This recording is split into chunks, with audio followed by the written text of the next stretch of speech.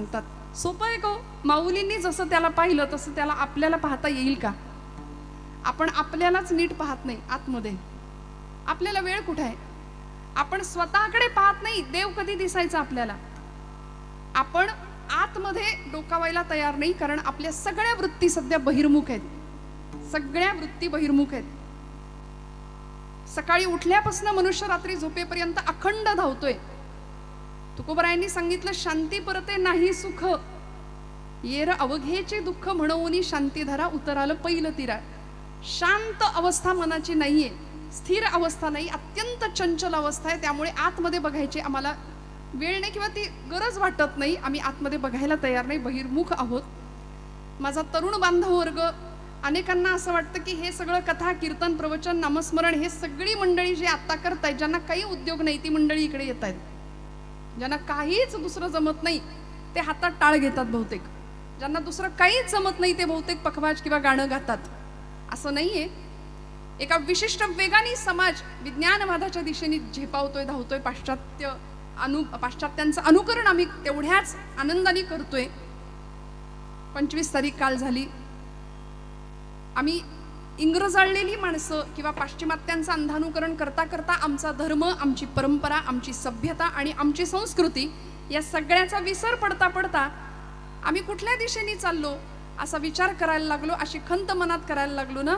मला असं वाटतं हे एकीकडे वातावरण पाहिलं आणि वाफ्यात असलेल्या तरुणांची संख्या सप्ताहाला पाहिली की मग जीवाला बरं वाटतं की अरे आहे आपला तरुण आजही योग्य वाटेवर आहे. कारण मी पुन्हा सांगते की जुन्या जाणत्या लोकांनी घालून दिलेली ही वाट आहे. या वाटेवरनं डोळे झाकून जरी आम्ही चाललो ना तरी आमचा ध्येय मार्ग आम्हाला योग्य पद्धतीने मिळणार आहे. फक्त कुठून चालायचं, कुठल्या मार्गावरून चालायचं. आम्ही इतरांनी सांगितलं किंवा अनेकांचं अंधानुकरण करता करता त्या वाटेवरून न चालता संतांनी घालून दिलेला मार्ग श्रेष्ठ आहे, तो भव्य आहे, तो दिव्य आहे. बस त्या दिव्यतेच्या मार्गावरून चालावं. त्या ज्या भगव्या पताका दिसत आहेत की नाही, भगवा झेंडा पक्षाचा असतो पण धर्माची पताका आहे बरं का. त्या पताकेचं एक टोक नामाचं आहे, एक टोक ज्ञानाचं आहे आणि दांडा आहे तो भक्तीचा आहे. भक्तीच्या दांड्यावर ज्ञान आणि नाम उभारलंय. मग भक्ती, ज्ञान आणि वैराग्य याचं युती पर्व तुकोबरायांनी सुद्धा या संतांच्या भूमीमध्ये, या भूमीमध्ये मांडलं गाथेच्या रूपाने. आमच्या सगळ्यांचा माथा सुधारला पाहिजे याची जबाबदारी सगळ्या संतांनी घेतली होती. मग आता मला सांगा, अशा भूमीत आपण राहतो जिथं ज्ञानोबा तुकोबांसारखे पवित्र संत होऊन गेले, ज्यांनी आपलं जीवन सर्वस्व अर्पण केलं तुमच्या माझ्या कल्याणाकरता. ही देवभूमी आहे जिथं देवाला सुद्धा अवतार घ्यावासा वाटला. त्या देवभूमीमध्ये राहून देव नाही असं म्हणणाऱ्यांनी काय केलं पाहिजे? देवभूमीमध्ये राहून देव नाही असं म्हणणाऱ्यांनी मला असं वाटतं इथं राहूच नाही, इथं राहण्याचा काही अधिकार नाही. अजून सांगू, सध्या भगव्या रंगाचा अनेकांना त्रास होतोय. भगवा हटावचे नारे घुमतायत. मला असं वाटतं ते नारे नंतर ऐकूया. आचार्य जगद्गुरु शंकराचार्यांनी आम्हाला पंचायतन पूजा दिली आहे मंडळी. या पंचायतन पूजेमध्ये आपलं पहिलं दैवत आहे गणपती बाप्पा, बरोबर. मग शिव, शक्ती, विष्णू उपासना आणि 5वी देवता आहे की जिला आपण रोज पाहतो, रोज पाहतो. यापेक्षा अजून चमत्कार काय पाहिजे मला सांगा ना तुम्ही. देव दाखवा असं म्हणणाऱ्यांना यापेक्षा अजून चमत्कार काय पाहिजे? उठा लवकर, पूर्व क्षितिजावर एकदा जाऊन पहा. आदि नारायण सूर्यनारायण प्रत्यक्ष दर्शन देतोय तुम्हाला, प्रत्यक्ष. यापेक्षा अजून पुरावा काय पाहिजे? आणि तो उगवताना, तो उदयाला येताना तेजाची केशरी भगवी शलाका घेऊन उदयाला येतो. मावळताना सुद्धा सगळा आसमंत भगवा करूनच मावळतो. भगवा हटाव असं म्हणणाऱ्यांना आधी हिम्मत असेल तर तो भगवा हटवून दाखवा जो रोज आकाशात उगवतो, आणि मग बाकी बोला. कारण आमची परंपरा, आमचा धर्म, आमची संस्कृती ही सनातन आहे, ही वैदिक आहे. भगवा रंग आपल्या रोमारोमात आहे, नसा ते वारकरी संप्रदायाचाही तोच रंग आहे. त्यामुळे ज्ञानोबरायांनी अशी पताका खांद्यावर घ्यावी आणि तुम्हाला मला भक्तीचा, मुक्तीचा योग्य मार्ग दाखवावा की भरकटल्यासारखी भक्ती करू नका रे. भगवंताला पाहायचं असेल ना तर कुठे पाहावं लागेल, कशा स्वरूपामध्ये त्याला पाहावं लागेल. एकदा का भरकटले पण दूर झालं आणि देव दिसला की विचारांचं मळब निघून जातं. आणि देव दिसण्याकरता काय करावं लागेल? सकाळची वेळ बरं का, मी बऱ्याचदा हा दृष्टांत सांगते. सणाचा दिवस होता म्हणून घरातल्या गृहलक्ष्मीनी नैवेद्याची तयारी केली. सोवळ्यात स्वयंपाक करायचा होता, नैवेद्य द्यायचा होता. लहान लेकरू होतं 6 महिन्याचं. त्या लेकराला झोपवलं. पहाटे उठतात लेकरूवाड्या बायकांना, सगळ्यांना अनुभव आहे. मला काय म्हणायचं, नेमकं कामाच्या वेळी कार्टी उठतात बघा, नाही का. त्यांना मग ते त्याला झोपवलं बरोबर आणि पाळण्यामध्ये त्याला झोपी लावल्यावर तिने सोवळं नेसून पटकन आता कामाला सुरुवात करायची. आता इकडे तिकडे हात नको लागायला, नैवेद्याचं काम आहे, छान व्यवस्थित आपण स्वयंपाक करायचा, देवाला आवडेल असा. सुरुवात झाली कामाला आणि 15 मिनिटात पोरगं रडायला लागलं. आता पोरगं रडायला लागल्यानंतर त्याला तसंच रडत ठेवलं आणि कामामध्ये गुंतली. शेजारीण आली, सख्खी होती म्हणून आली आणि त्या शेजारणीने पाहिलं, म्हणाली अगं तुझं पोरगं कधीच रडतंय, घे तरी त्याला उचलून. ती म्हणाली अगं उचलून घेतलं असतं पण माझी समस्या आहे, आता मी सोवळ्यात आहे, माझा स्वयंपाक सुरू आहे, आता उगीच इकडे तिकडे थोडा वेळ रडेल आणि झोपेल, जाऊ दे. ती म्हणाली तुझी समस्या मी सोडवते. म्हणून त्या बाळाला तिने घेतलं, त्या बाळाच्या अंगावरचे सगळे कपडे उतरवले, खऱ्या अर्थाने त्याला सोवळा केला आणि आपल्या आईकडे दिला. आईने त्याला पटकन उचलून घेतलं, पटापट मुके घेतले.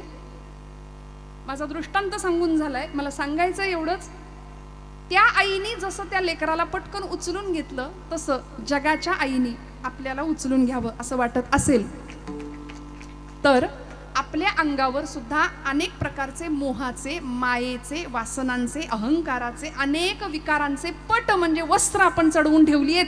ती वस्त्र एकदा उतरवली की जगाची माय आपल्याला उचलून घेणार आहे.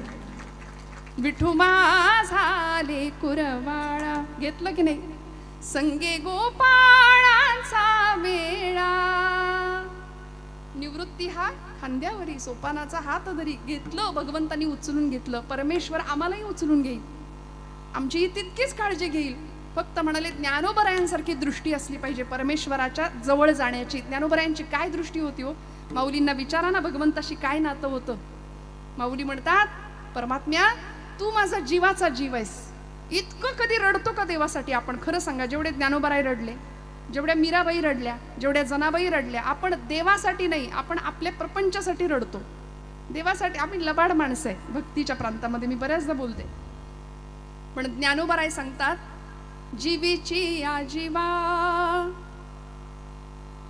प्रेम भावाची या भावा, जीवीची या जीवा, जीवीची या जीवा, प्रेम भावाची या भावा, जीवीची या जीवा, जीवीची या जीवा, प्रेम भावाची या जीवीची या जीवा, जीवीची या जीवा, प्रेम भावाची या भावा, जीवीची या जीवा, तुझं वाचुनी केशवा नुना वडे, जीवीची या जीवा, जीवीची या जीवा. जीवे अनुसरली अजूनी का नये वेगी आणावा तो से प्राणू माझा. इतकी आर्तता, प्रचंड विरह ज्ञानोबराय व्यक्त करतात. अनेक प्रकारच्या विरहिण्या लिहितात, देवाचा आणि आपलं नातं व्यक्त करतात. इतकं देवासाठी आपण नाही रडत. म्हणत ज्ञानोबरायांना देव दिसला, ज्ञानोबरायांना देव कळला. तुम्हाला मला जर कळायचं असेल तर आम्हाला सुद्धा देवासाठी थोडं रडावं लागेल. मग तो कुठे आहे नेमका, त्याचं स्वरूप काय आहे, ज्ञानोबराय आम्हाला सांगतात. सत्य ज्ञानानंद गगनाचे प्रावर्ण, नाही रूप वर्ण गुण जेथे. तुम्ही त्याला रूपात पाहता तो रूपातीत आहे, तुम्ही त्याचे गुण वर्णन करता तो गुणातीत आहे, तो सगळ्याच्या पलीकडे आहे. सगळ्याच्या अतीत असलेला परमात्मा, त्याचं स्वरूप ज्ञानोबराय सांगतात सत्य. पहिलं वर्णन करताना माऊली म्हणतात सत्य ज्ञानानंत गगनाचे प्रावर्ण. भगवंत सत्य स्वरूप आहे. तुकोबरायांनी त्याचं वर्णन केलं सत्य तू, सत्य तू, सत्य तू विठ्ठला. कागा दाविला हा जगदाकार. देवा सगळी माया निर्माण केलीस, पण एकमेव तू सत्य आहे. आणि ब्रह्म सत्यं जगन मिथ्या हा आचार्यांचा मिथ्यावाद सुद्धा आपण जाणतो. सगळी लक्षावधी पुराण अर्क शास्त्र सगळ्याचं एकाच वाक्यात मर्म आणि अर्क आचार्यांनी आपल्या शिष्यांना सांगितलं होता की ब्रह्म सत्यं जगन मिथ्या. सगळं जग खोटं आहे, सगळं जग मायाधीन आहे, पण एकटं काय सत्य असेल तर ब्रह्म हेच सत्य आहे.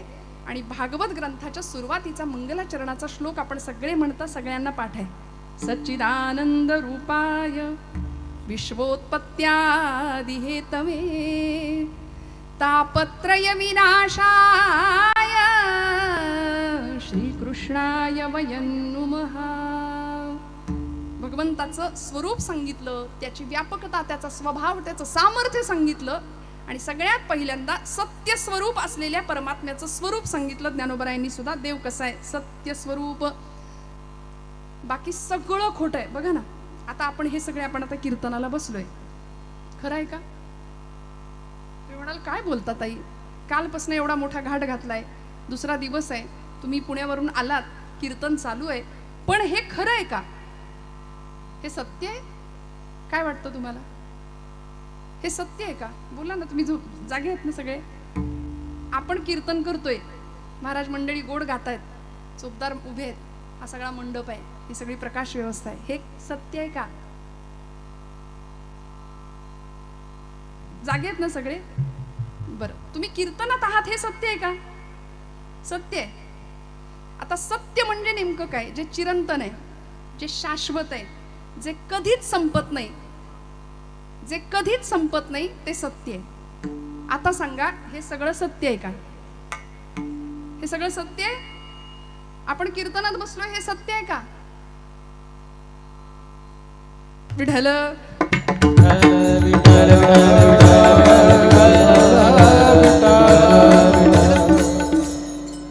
हे कीर्तन फार तर 12 वाजेपर्यंत चालेल, नाही का? फार लोकांना टेन्शन आलं, बापरे आता ही काय वाजली की 12 असं म्हणायला लावणार आम्हाला. काळजी करू नका, हे कीर्तन आपल्या वेळेतच संपणार आहे, संकल्पित वेळेनुसार संपणार आहे. मग जे संपणार आहे ते सत्य कसं असेल? कीर्तन सत्य हा नाही? बर, कीर्तनामध्ये कीर्तनकार जे सगळं सांगतात ते सगळंच सत्य असतंच असं नाही? सगळं खरं आहे ना? खोटं काय आहे इथं?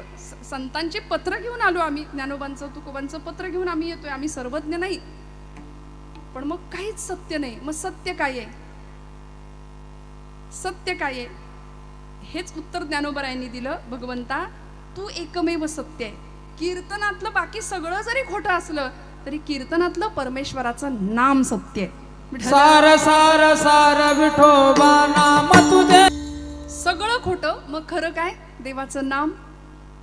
सत्य साच खरे, नाम विठोबाचे बरे, तेणे तुटती बंधने.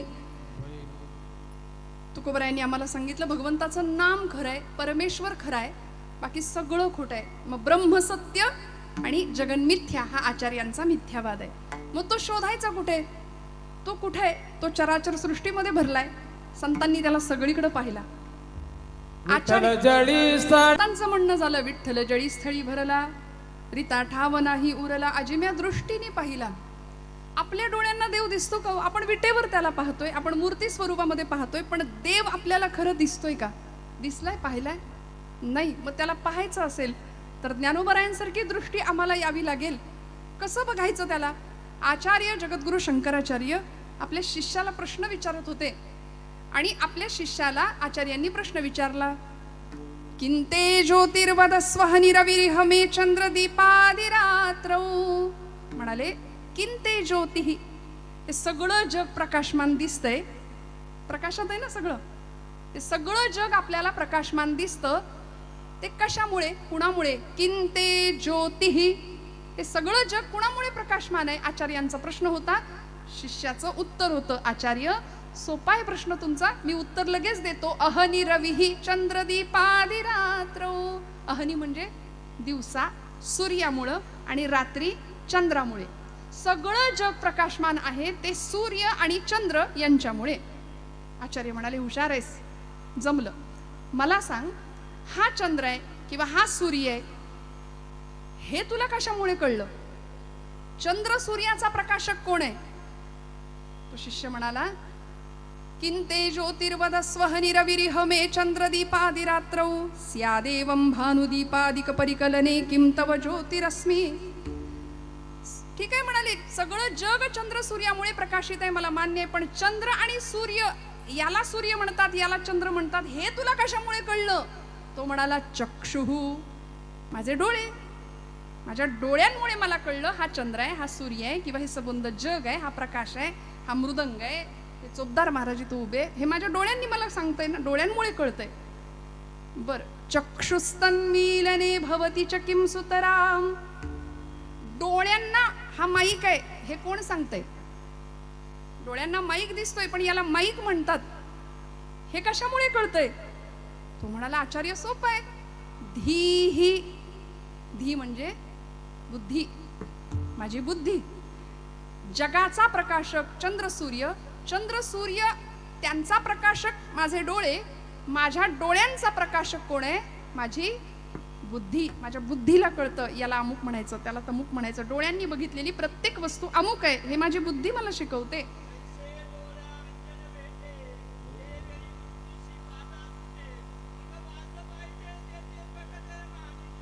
विठ्ठल विठ्ठल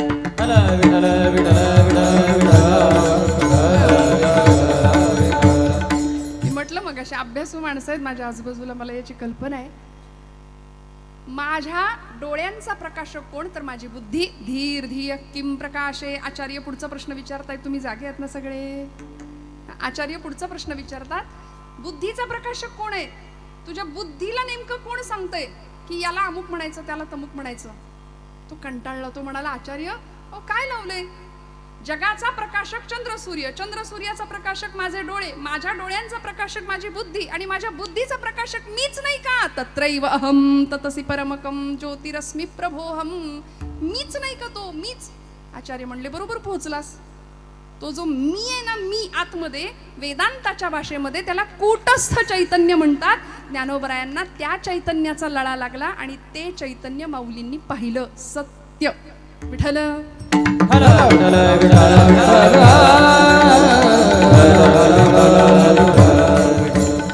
मग त्या सत्याचं ज्ञान झालं, तो ज्ञान स्वरूप आहे याचा प्रत्यय आला. आणि तो कसा आहे?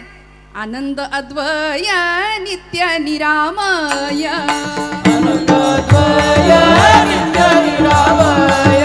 आनंद अद्वय नित्य निरामय. आनंद अद्वय जे का निज ध्येय योगियाचे, जे का निज ध्येय योगियाचे, देह समचरण साजिरे विठेवारी. देह समचरण साजिरे विठेवारी. आनंदाद्वया नित्य निरामय. जे का निज ध्येय योगियाचे, जे का निज ध्येय योगियाचे. आनंदाद्वया नित्य निरामय. जे का निज ध्येय योगियाचे, जे का निज ध्येय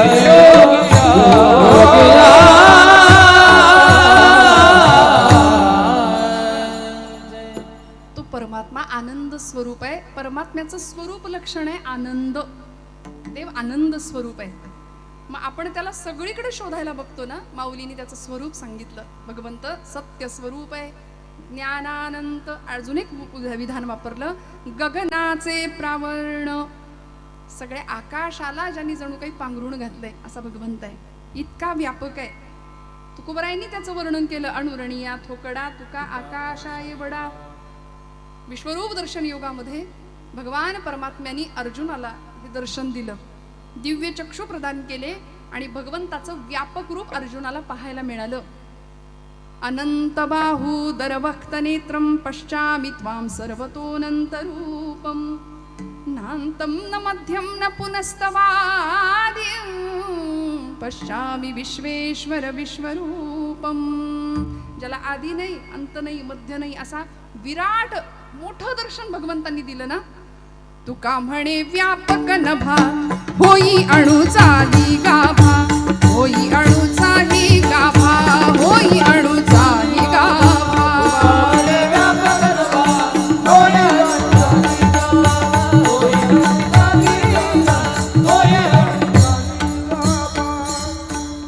मग तो मुंगी होऊन मुंगीच्या देहात राहतो, हत्ती होऊन हत्तीच्या देहात राहतो. माऊलींनी त्याचं वर्णन केलं गगनाचे प्रावरण. मग एवढा मोठा असलेला भगवंत आपल्याला दिसेल का? माऊलींना दिसला. आता परत आपण आपल्या मुद्द्यावर येऊ. माऊलींनी त्याला पाहिलं. कसं पाहिलं? कसा दिसला? तुकोबारायांना विचारलं, महाराज तुम्हाला कसा दिसला हो? सुंदर ते ध्यान उभे विटेवरी, करकटेवरी ठेवोनिया, तुळशीहार गळा कासे पितांबर, आवडे निरंतर हेची ध्यान. महाराज म्हणले मला असा दिसला. माझं सगळं सुख त्याला तसं पाहण्यामध्ये. कृष्ण मूर्ती होय गे. नाथांना विचारलं, कळो आली सोय गे. कृष्ण मूर्ती होय गे, कळो आली सोय गे. कृष्ण मूर्ती होय गे, कळो आली सोय गे. कृष्ण मूर्ती होय गे, कळो आली सोय गे. प्राणाचाही प्राणू पाहता, प्राणाचाही प्राणू पाहता, सुख सांगू काय गे. तुळशी माळ गळा गे, कस्तुरीचा टिळा गे. तुळशी माळ गळा गे, कस्तुरीचा टिळा गे. तुळशी माळ गळा गे, कस्तुरीचा टिळा गे. तुळशी माळ गळा गे, कस्तुरीचा. दुर्लभ तोम्या देखिला साजणे, योगिया दुर्लभ तोम्या देखिला साजणे. योगिया दुर्लभ तोम्या देखिला साजणे. योगिया दुर्लभ तोम्या देखिला पाहता पाहता मना न पुरे जणी. पाहता पाहता मना न पुरे जणी. देखिला देखिला देवाचा देव. देखिला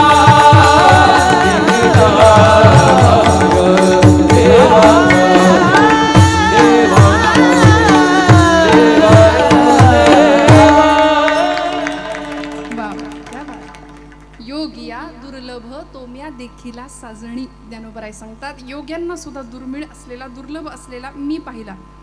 देवांचा देव मी पाहिला. निवृत्तीनाथांना सुद्धा विचारलं होतं. निवृत्तीनाथांनी सांगितलं, देव दिसला मला. सरोवराच्या जवळ बसलेत. पौर्णिमेच्या चंद्राचं प्रतिबिंब सरोवरात दिसलं आणि टाळी वाजवली. म्हणले देव दिसला. कसा?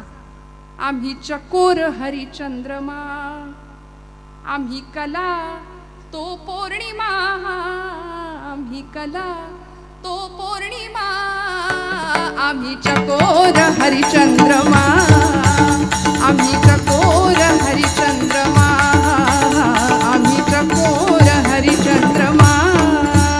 आम्ही चकोर हरिचंद्रमा, आम्ही चकोर हरिचंद्रमा, आम्ही चकोर हरिचंद्रमा. जैसा बाहीजू भीतरी हरी, बिंबी बिंबला एक सूत्री. आम्ही चकोर हरिचंद्रमा. तो बिंब आहे, आम्ही त्याचं प्रतिबिंब आहे. हे एकदा उत्तर मिळालं ना की आमचे सगळे प्रश्न सुटतील. म्हणजे देव प्राप्त करणं राहतच नाही, देव आम्हाला प्राप्त आहे हे आम्हाला कळतं. आता सांगा, देव मिळवायची गोष्ट आहे का हो? नाही. देवाला काय मिळवायचं? देव मिळालेलाच आहे, देव प्राप्त आहे. पण प्राप्त असलेला भगवंत ओळखावा लागतो. त्याचा विसर आम्हाला पडला म्हणून या भवसागरामध्ये गटांगळ्या खात बुडायची वेळ आली आमच्यावरती. या संसार चक्रामध्ये आम्ही पुनरपी जननम पुनरपी मरणम असे का बरं इथे फिरत राहिलो? कारण देवाला ओळखणं राहून गेलं. ज्ञानोबरायांनी त्याला ओळखलं. सत्य ज्ञानानंद गगनाचे प्रावरण, असा अखिल कोट ब्रह्मांडाचा नायक आपण त्याला म्हणतो. फार मोठा विश्वाचा पसारा ज्यांनी स्वतः सांभाळला, सगळ्या विश्वाचा सूत्रधार जो आहे ना, त्या परमात्म्याला आपलं म्हणणं, त्याला खूप मोठं मनाचं मनाची ताकद लागेल, मनाची अवस्था मिळवायला लागेल, ती ज्ञानोबरायांनी प्राप्त केली. योग्यांना दुर्मिळ असलेला, दुर्लभ असलेला भगवंत मला दिसला, ज्ञानोबराय ठामपणे सांगतात. मी त्याला पाहिला, आपल्यालाही पाहता येईल, फक्त म्हणाले थोडे प्रयत्न करावे लागतील. माऊलींनी सोपं सांगून दिलंय, मंथुनी नवनीता तैसे घे अनंता. मी नेहमी एक प्रश्न विचारते, दुधामध्ये लोणी असतं का? आपण जागे आहेत ना, सांगा बरं, दुधात लोणी आहे का? दुधात लोणी आहे, पण ते दिसण्याकरता, विरजण लावण्यापासून ते ताक जितकं चांगलं आपण घुसळू तेवढा लोण्याचा गोळा छान वरती येईल. आता हे घुसळणं विसळणं सगळं संपलेलं आहे, त्यामुळे आता हे काय नवीन मुलींना आमच्या काही माहिती नाही यातलं. जुना संस्कार, जुनी श्रीमंती आणि जुना विचार, नव्या जुन्याची सांगड घालता घालता जुन्याचा आम्हाला काही पडलं नाही. आता आम्ही इतके संस्कृतीचा ऱ्हास होताना डोळ्यासमोर पाहतोय आणि त्याचं आम्हाला काही वाटत नाही. मी बऱ्याचदा सांगते, मोठ्या माणसांवर काम जबाबदारी असते हो. येथ वडील जे जे करीती तया नाम धर्म ठेवीती, असं जर ज्ञानोबराय सांगत असतील ना, तर मोठ्या माणसांवर खूप मोठी जबाबदारी आहे, खूप मोठी जबाबदारी आहे. आज सगळं आजूबाजूचा आपण आवाका पाहतोय, आजूबाजूचा समाज पाहतोय. आमच्या या डोक्यामध्ये, आमच्या या मेंदूमध्ये, या बुद्धीमध्ये इतका कचरा भरून ठेवला आम्ही. सरकार म्हणतं पाणी अडवा, पाणी जिरवा, आम्ही वेगळं बोलतो. आम्ही म्हणतो याची अडवा, त्याची जिरवा, नाही का? 25 वर्षापूर्वी तू मला त्रास दिला, तुला बघून घेतो. 25 वर्षापूर्वीचं दुखणं आम्ही 25 वर्ष सांभाळून ठेवतो या डोक्यामध्ये, हृदयामध्ये. इतकं स्वच्छ व्हावं. रामकृष्ण हरी हा आपल्या संप्रदायाचा मंत्र का दिला असेल संतांनी? हो, राम आम्हाला निर्विचार बनवणारे, राम नाम आम्हाला निर्विचार बनवणारे, कृष्ण नाम आम्हाला निर्विषय बनवणारे आणि हरी उच्चार निर्विकल्प बनवणारे. विठ्ठल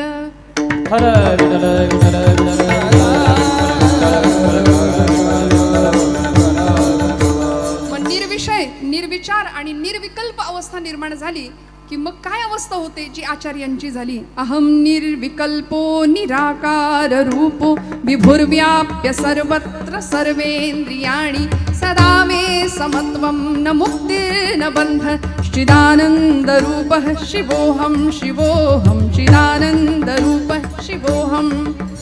न मे मृत्यु शंका न मे जाति भेद पिता नैव मे नैव माता न जन्म न बंधुर्न मित्रं गुरुर्नैव शिष्य चिदानंद रूपः शिवोऽहं शिवोऽहं चिदानंद रूपः शिवोऽहं शिवोऽहं. आचार्यांची तीच अवस्था झाली ना. निर्वाण षटकामध्ये सांगितलं, मी भगवंताला पाहिलं. म्हणजे अद्वैताची उपासना करणारे आचार्य एकदा पांडुरंग परमात्म्याकडे जातात आणि भगवंताला शब्दबद्ध करतात की देवा तू असा आहे. महायोग पीठे तटे भीमरथ्यां वरम पुंडरीकाय दातुं मुनींद्रैः समागत्य तिष्ठन्तमानंद कंदं परब्रह्मलिंगं भजे पांडुरंगम. अद्वैताचा पुरस्कार करणारे भगवंताला सगुण रूपात पाहतात आणि निर्वाण षटकामध्ये पुन्हा त्याच अवस्थेला जातात. चिदानंद रूप शिवोहम शिवोहम. माऊलींना सुद्धा हा प्रश्न पडला होता, देवा तुला नेमकं म्हणू तरी काय, तू सगुण आहेस की निर्गुण आहेस? सगुण म्हणू की निर्गुण रे तुझं, सगुण म्हणू की निर्गुण रे, सगुण निर्गुण एक गोविंद रे, सगुण निर्गुण एक गोविंद रे, गोविंद रे एक गोविंद रे तुझं सगुण म्हणू की निर्गुण रे, तुझं सगुण म्हणू निर्गुण रे. तुझं स्थूल म्हणू की सूक्ष्म रे, स्थूल सूक्ष्म एक गोविंद रे. अनुमाने ना श्रुती नेती नेती म्हणती गोविंद रे. श्रुतींना सुद्धा तू नेमका कसा आहे, शास्त्राला सुद्धा तू नेमका कसा आहे सांगता नाही आलं. पण ज्ञानोबरायांनी त्याचं स्वरूप आमच्या समोर ठेवलं. माऊली म्हणतात मी त्याला पाहिला. अभंगाचं दुसरं हरे श्री हरी पाहिला डोळे भरी, ओ हरे श्री हरी पाहिला डोळे भरी, ओ हरे श्री हरी पाहिला डोळे भरी, ओ हरे श्री हरी पाहिला डोळे भरी, तो हरे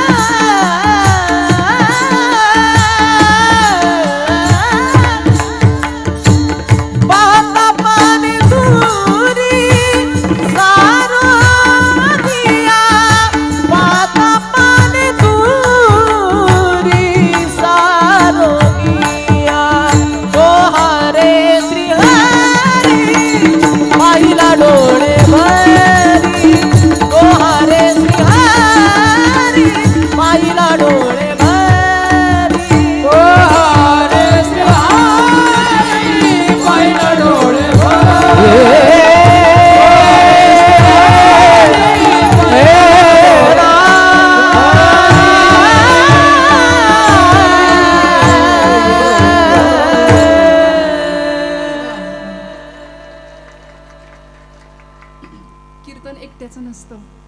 हा खेळ नव्हे एकल्याचा. आपण म्हणतो ही मंडळी आहेत म्हणून रंगदेवता असते आणि म्हणून यांच्यासाठी टाळ्या जोरदार वाजवा. कारण मी नेहमी सांगते ही कलाकार मंडळी गळ्यातनं येणारा सूर आणि हातातून निघणारा नाद या सगळ्यासाठी अनेक वर्षाची तपश्चर्या असते मागे. हे एका दिवसातलं नसतं. त्यामुळे बघा ना, भगवंताला आवडेल असे आपल्या गळ्यातून सूर निघणं काढणं, दुसऱ्याच्या हृदयाला आनंद वाटेल असं अशी थाप तबल्यावर पखवाजवर मारणं हे अनंत जन्माचं पुण्य असतं. तेव्हा हे घडतं. आज तुम्ही आम्ही सगळे भाग्यवान आहे. आपल्या अनंत जन्माचं पुण्य घेऊन आपण इथं आलो आहोत. म्हणून पांडुरंगाची कृपा आहे आपण सगळे इथं आहोत. ज्ञानोबरायांना पांडुरंग दिसला, आपल्या सगळ्यांना दिसायचा असेल. माऊली म्हणतात, तो हा रे श्रीहरी पाहिला डोळे भरी, पाहता पाहणे दुरी सारोनिया. कुठल्या अवस्थेला जाऊन मी त्याला पाहिलं. आपण सगळे सगुणाची पूजा करतो, उपासना करतो. आता आपली उपासना थोडी वेगळी असते. आपण पांडुरंगाकडे जातो, पांडुरंगाकडे पाहतो, पण जातीवंत निष्ठावंत वारकरी असतो की त्याच्या डोळ्यातनं पाणी आल्याशिवाय राहत नाही, अष्टसात्विक भाव जागृती झाल्याशिवाय राहत नाही. भगवंताला पाहिलं की रडायला येतं. पण यात्रेमध्ये हौशे गौशे नवशे सगळे असतात. मग आमच्या नाथांना भारूड लिहावं लागलं यावरती. महाराज म्हणले की समाजाने देवाच्या मूर्तीचं सुद्धा बाहुलं करून ठेवलं आणि त्याला नावच दिलं शिळा तांब्याचे केले बाहुले, शिळा तांब्याचे केले बाहुले, तांब्याचे केले बाहुले, शिळा तांब्याचे केले बाहुले, शिळा तांब्याचे केले बाहुले, शिळा तांब्याचे केले बाहुले, शिळा तांब्याचे केले बाहुले, शिळा तांब्याचे केले बाहुले. पाठ मांडोनी बरी वै सविले, पाठ मांडोनी बरी वै सविले, मांडोनी वरी बैसविले, मांडोनी वरी बैसविले. गंधाक्षता झाकोळीले, गंधाक्षता झाकोळीले, मना येई ते नाव ठेविले, मना येई ते नाव ठेविले. या जनासी लागले वेड, लागले वेड, लागले वेड, शिळा तांब्याचे केले बाहुले, शिळा तांब्याचे केले बाहुले, शिळा तांब्याचे केले बाहुले. शिळा असू दे, दगडाच्या, धातूच्या, पाषाणाच्या अनेक मूर्ती असतात. पण या मूर्ती पूजा करता करता आमच्यातला देव बाजूला राहतो आणि आतलं देवत्व बघायचं राहून जातं, चैतन्य बघायचं राहून जातं. माऊलींनी त्या चैतन्याला पाहिलं. चित्त चैतन्य चोरून नेले ही अवस्था ज्ञानोबरायांनी अनुभवली. तुझी सेवा करीन मनोभावे, माझे मन गोविंदी रंगले. नवसिये माझे नवसिये, पंढरीचे दैवते विठ्ठले आणि बाप रखुमादेवीवर विठ्ठले, चित्त चैतन्य चोरूनी नेले वो. अशी अवस्था ज्ञानोबरायांची होते. आणि म्हणून माऊली सांगतात, तो हा रे श्रीहरी पाहिला डोळे भरी, पाहता पाहणे दुरी सारोनिया. द्रष्टा, दृश्य आणि दर्शन या त्रिपुटीतलं सगळा भेद मावळला आणि फक्त तिथं मीही संपला आणि तूही संपला. म्हणून ज्ञानोबराय बघा, आपल्या अनेक वचनांमध्ये किंवा अनेक आपल्या रचनांमध्ये दोन सर्वनामं एकत्र वापरतात. मराठी भाषेच्या व्याकरणशास्त्राच्या नियमानुसार दोन सर्वनामं एकत्र कधीच येत नाहीत, कधीच येत नाहीत. पण माऊलींनी वापरली. रूपाचा अभंग माऊलींचा, तो हा विठ्ठल बरवा, तो हा माधव बरवा. तो आणि हा दोन सर्वनाम आहेत, एकत्र कधी येत नाहीत मराठी भाषेच्या नियमानुसार. पण ज्ञानोबरायांनी ही क्रांती करावी का? कारण माऊली म्हणतात, जो निर्गुणवाद्यांचा तो आहे की नाही, जो आहे पण दिसत नाही. चार माणसं आपण सगळे इथं एकत्र आहोत, आपल्यातलीच एक व्यक्ती आहे पण इथं उपस्थित नाही. आपण कुठं काय म्हणतो, तो कुठं आहे, तो कुठे गेला रे? आणि आपल्यातलीच एक व्यक्ती समोर उपस्थित आहे, आपण म्हणतो हा. बरोबर. निर्गुणवाद्यांचा जो तो आहे ना, तोच आम्ही त्याला विटेवर पाहतो, तोच आमचा हा. तो हा विठ्ठल बरवा, ती ना तो हा विठ्ठल बरवा, बरवा, तो हा विठ्ठल बरवा, विठ्ठल बरवा, तो हा विठ्ठल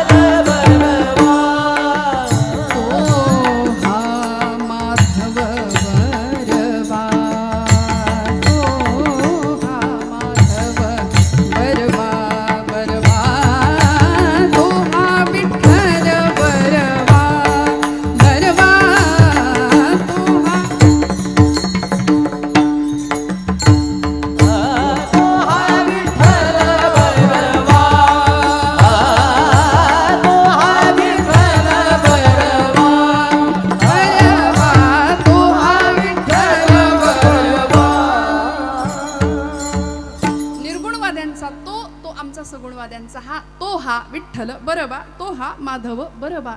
फक्त त्याला जर पाहायचं असेल तर थोडंसं आतमध्ये आम्हाला डोकवावं लागेल. ईश्वरः सर्वभूतानां हृदयेषु तिष्ठति भ्रामयन् सर्वभूतानि यंत्रारूढानि मायया. हे भगवद्गीतेतलं भगवंतांनी दिलेलं उत्तर. मी मगाशी एक प्रश्न विचारला, दुधातलं लोणी जर दिसायचं असेल तर तिथं आम्हाला घुसळावं लागेल.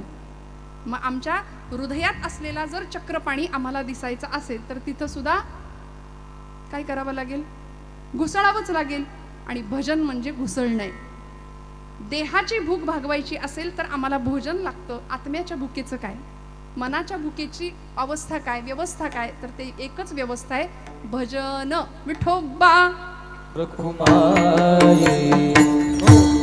टाळी वाजवा. तो हारे श्री हरी पाहिला डोळे भरी, पाहता पाहणे दुरी सारोनिया. तिथं मी पण संत, तू पण संत, आणि अत्यंत सुंदर असा अद्वैताचा साक्षात्कार संतांनी अनुभवला. तो तुम्हाला आम्हाला अनुभवता यावा याकरता आम्हाला देह नावाचं साधन दिलं. आणि भगवंताला प्राप्त करण्याकरता शरीर माध्यम खलु धर्म साधनम. शरीर हे साधन दिलं, ते धर्माचं नाही, मी तर म्हणते खलु सर्व साधनम. परमात्म्या प्राप्ती करता शरीर हे साधन दिलं. देह हे काळाचे धन कुबेराचे असं म्हणत असताना सुद्धा याच देहाची अवस्था किंवा हा देह आम्हाला भजना करता दिला हे आम्ही विसरतो. देवे दिला देह भजना, देवे दिला देह भजना गोमटा. रोया झाला फाटा बाजिकेचा,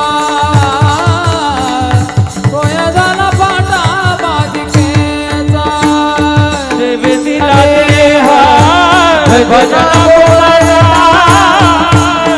रोया झाला फाटा बाजिकेचा, रोया झाला फाटा बाजिकेचा.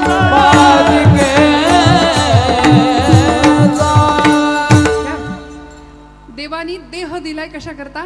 भजना करता. भजन म्हणजे मगाशी सांगितलं होतं घुसळणं. फिजिक्सचा भौतिकशास्त्राचा एक नियम आहे, फिजिक्सचा एक नियम आहे. एनर्जी जेव्हा सेंट्रलाइज केली जाते तेव्हा ती जास्त शक्ती देते. ऊर्जा ज्यावेळी एकत्र आणतो त्यावेळी ती जास्त पॉवर देते. एखादी वाफ, चहाच्या किटलीतनं वर जाणारी वाफ, चहाच्या कपातली वाफ आपण पाहतो, पण त्या वाफेवर इंजिन चालेल असं ज्यावेळी शास्त्रज्ञांनी विचार केला त्यावेळी वाफेवरचं इंजिन चाललं. वारा वाहतोय सगळ्यांना दिसलं, पण ती वारा, ती ताकद एकत्र आली त्यावेळी वीज निर्माण झाली. आणि हे सगळं ज्ञानोबरायांनी ज्ञानेश्वरीत दिलंय. हे मी नव्याने आपल्याला सांगत नाही, आपण सगळे जाणता. सूर्याखाली जे जे ज्ञान आहे ते सगळं गाथेत ज्ञानेश्वरीत आहे, हे मी नव्याने सांगायला नको. फक्त म्हणाले आम्हाला आमची अडचण अशी आहे की आम्ही तिकडे फिरकत नाही. गाथा, ज्ञानेश्वरी, दासबोध, नाथ भागवत हे सगळं आमच्याकरता नाहीच असा एक समजणारा एक वर्ग आहे. त्यांच्याकरता हे सगळं नाहीच आहे, नाही का?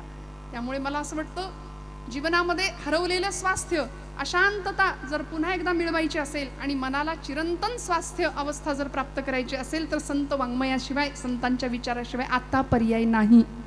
मी हात जोडून सांगते, आपण जर वेळीच जागे नाही ना झालो, माझ्यावर विश्वास ठेवा, मी हात जोडून सांगते, आपण आपल्या लेकरांना धर्माचं शिक्षण, संत वाङ्मयाचं महत्त्व, संतांचे विचार जर वेळीच नाही पोहोचवले तर आपणच त्यांच्या समोर, त्यांच्या भविष्यात अंधार निर्माण करायला आपण कारणीभूत आहोत.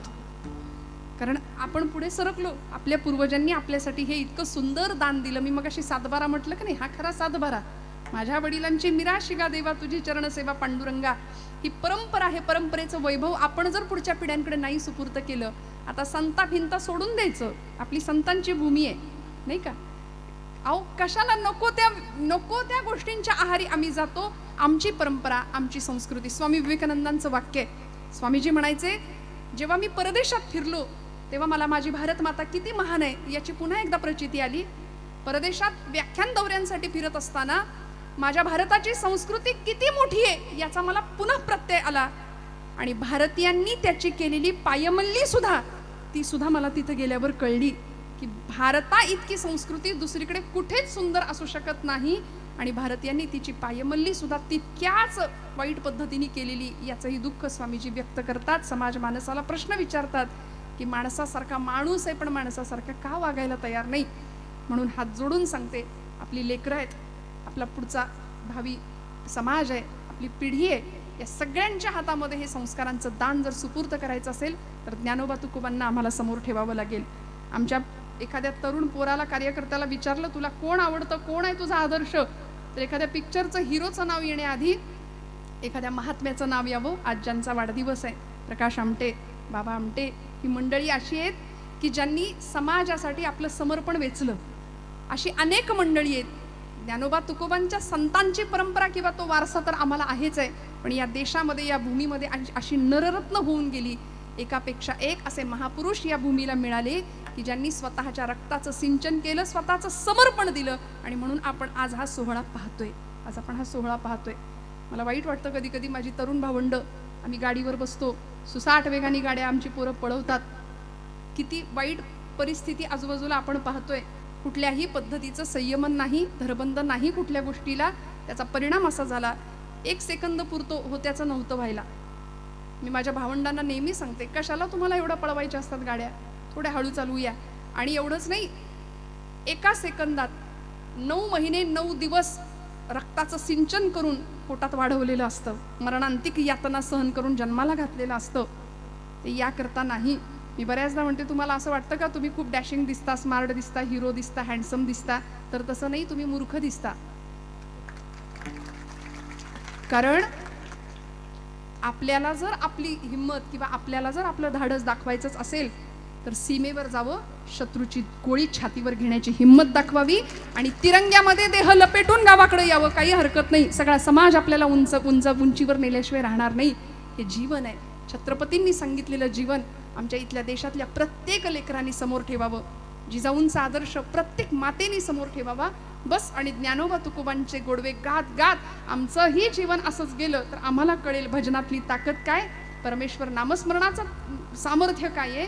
जे माऊलींना अनुभवायला मिळालं, जो आनंद ज्ञानोबरायांना मिळाला, तुकोबरायांना मिळाला, तो आनंद त्यांना मिळाला, तो वाटायला ती मंडळी आली आहेत. सेवी तोहा रस वाटी तो अनेका. कारण सगळा आनंद आपणच सेवन करावा अशी संतांची वृत्ती नव्हती. तो आनंद आपल्यालाही मिळावा याकरता आपण तो आनंद घ्यायचा. ज्ञानोबरायांनी अंतःकरणात भगवंताला पाहिलं. महाराजांचं प्रमाण आहे, उदकाचे तरंग तरंग उदकाचे अंग. पाण्यावरचा तरंग हा पाण्यापेक्षा वेगळा नसतो. तसं आम्ही त्याची लेकरं आहोत, आम्ही त्याच्यापेक्षा वेगळी नाही आहोत. आम्ही देवच आहोत, आम्ही देवस्वरूप आहोत. फक्त कधी कधी जरा देवासारखं वागत नाही. कारण आम्हाला लहानपणापासून शिकवलंय, आपले पूर्वज देव नाही, आपले पूर्वज माकडं. शाळेत अभ्यासक्रमात मॅकॉलेचा इतिहास आमची पोरं शिकतायत, त्यांचं तरी काय चुकतंय? शाळेत काय शिकवलं जातं? डार्विनचा उत्क्रांतीवादाचा सिद्धांत, माणसाचा जन्म माकडापासून झाला. खरं सांगा हो, आपले पूर्वज माकडं? हा ठीक, आम्ही माकडासारखं कधी कधी वागतो, पण आपण उदाहरण ऐकलं ना, निळोबरायांची गवळण ऐकली. एकले न कंठेची म्हणून या येणे. एकटा होता तो आला, त्यांनी सगळं निर्माण केलं आणि त्याची आम्ही लेकरं आहोत. बस एवढं जर ठाम बसलं तर आम्ही देवाची माणसं आहे, मग आम्ही देवासारखंच वागलं पाहिजे. कशा करता कुणाचा द्वेष, कुणाची ईर्ष्या आणि कुणाचा मत्सर? कोण्याही जीवाचा नगडो मत्सरा, वर्म सर्वेश्वर पूजनाचे. विष्णुमय जग, विष्णुमय जग, वैष्णवांचा धर्म, भेदा भेद भ्राम, भेदा भेद भ्राम, अमंगळ. विष्णुमय जग, विष्णुमय जग, विष्णुमय जग, विष्णुमय जग, वैष्णवाचा धर्म, भेदा भेद भ्रम, भेदा भेद भ्रम, अमंगळ.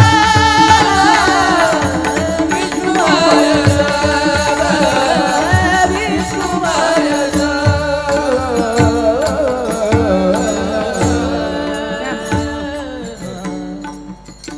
विष्णुमय जग, वैष्णवांचा धर्म, असा सर्वत्र सदा आणि सम असा ज्ञानोबरायांसारखा दृष्टिकोन आपल्याकडेही प्राप्त व्हावा, एवढ्याच एका आशेने आजच्या कीर्तनाचा समारोप करूया.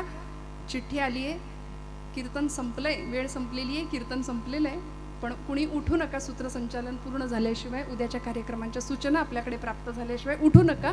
एकदा खणखणीत नामस्मरण करायचं, हाताने टाळी, मुखानी नाम, गोड आवाज, हात वर, सगळ्यांचे गोड भजन करूया आणि मग भैरवी घेऊया. विटेवरी उभा कटेवरी हात, पूर्ण ब्रह्म हा पंढरीनाथ. विटेवरी उभा कटेवरी हात, बोला पंढरीनाथ. विटेवरी उभा कटेवरी हात, पूर्ण ब्रह्म हा पंढरीनाथ. हात वर सगळ्यांचे, हात वर. कटेवरी हात, टाळी टाळी. विटेवरी उभा कटेवरी हात, पूर्ण ब्रह्म हा पंढरीनाथ. कटेवरी उभा, कटेवरी हात, पूर्ण ब्रह्म टाळी टाळी.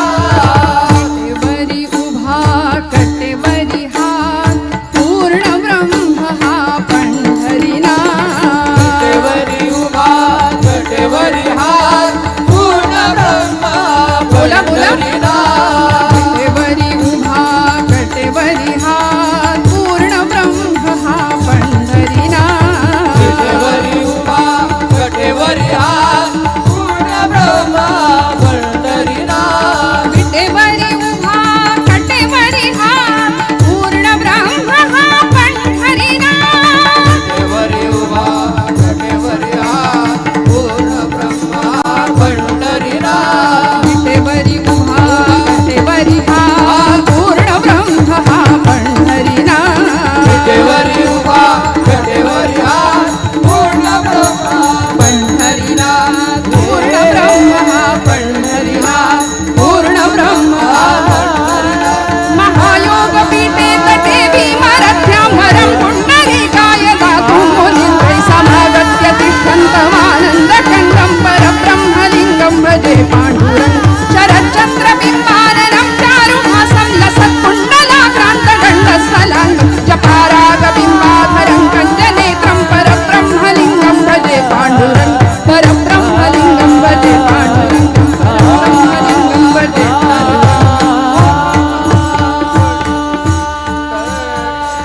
ज्ञानेश्वर माऊली ज्ञानराज माऊली, ज्ञानेश्वर माऊली, ज्ञानराज माऊली, माऊली ज्ञानेश्वर माऊली, माऊली ज्ञानेश्वर माऊली. ज्ञानदेव मने ज्योतीची निज ज्योती. ज्ञानदेव मने ज्योतीची निज ज्योती. ज्ञानदेव माने ज्योतीचे निज ज्योती.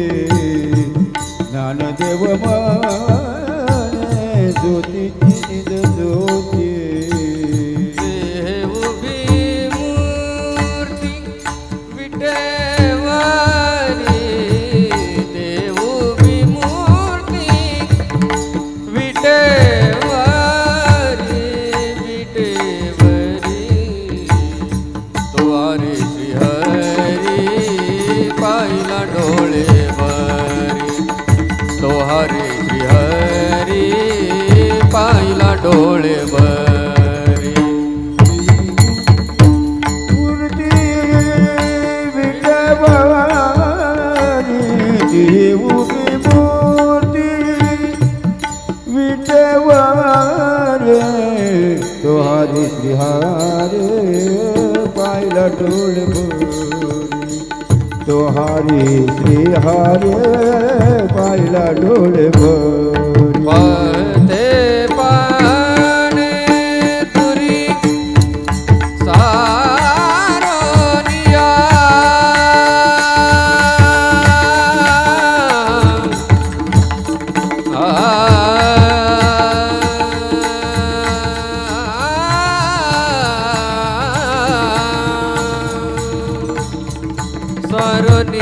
सारोनिया, सारोनिया.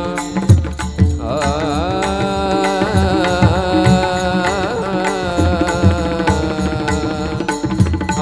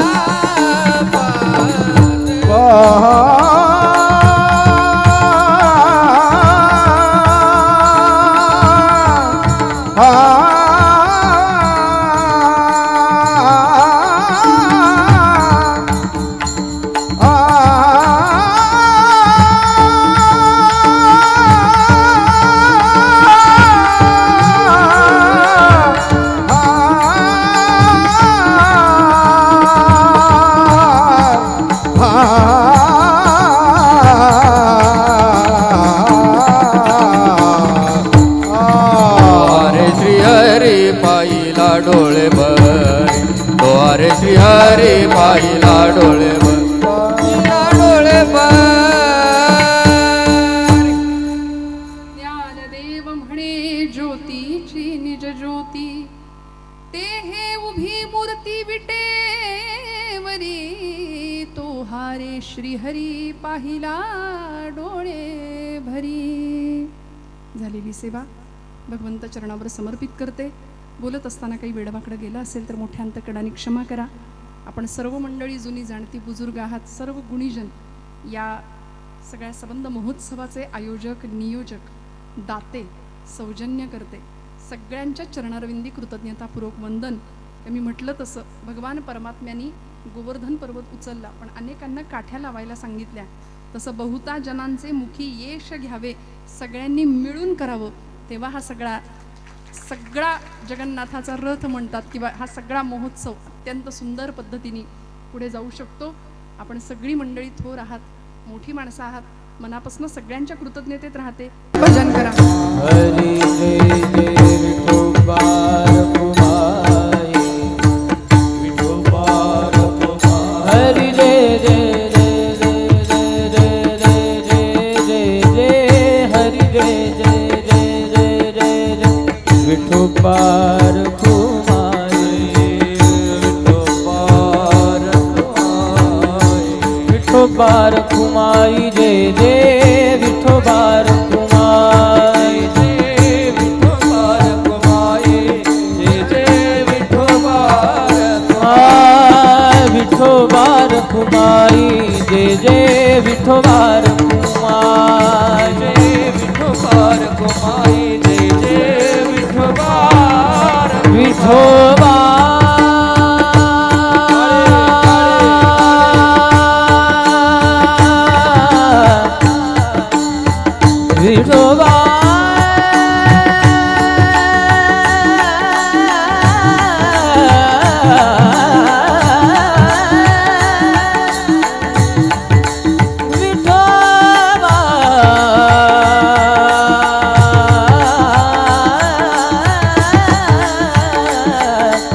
विठोबा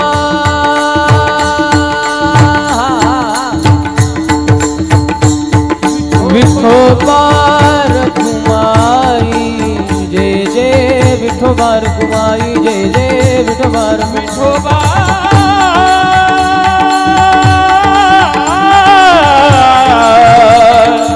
विठोबा विठोबा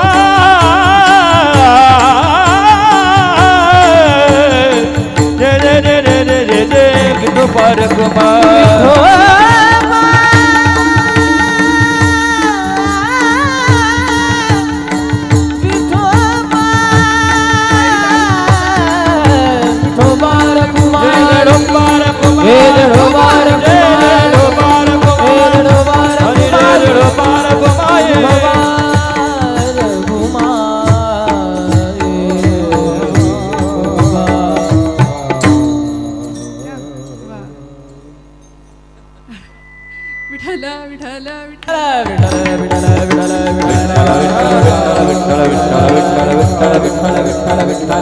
विठ्ठल विठ्ठल सत्य ज्ञानानंद गगनाचे प्रावरण नाही रूपवर्ण गुण जेथे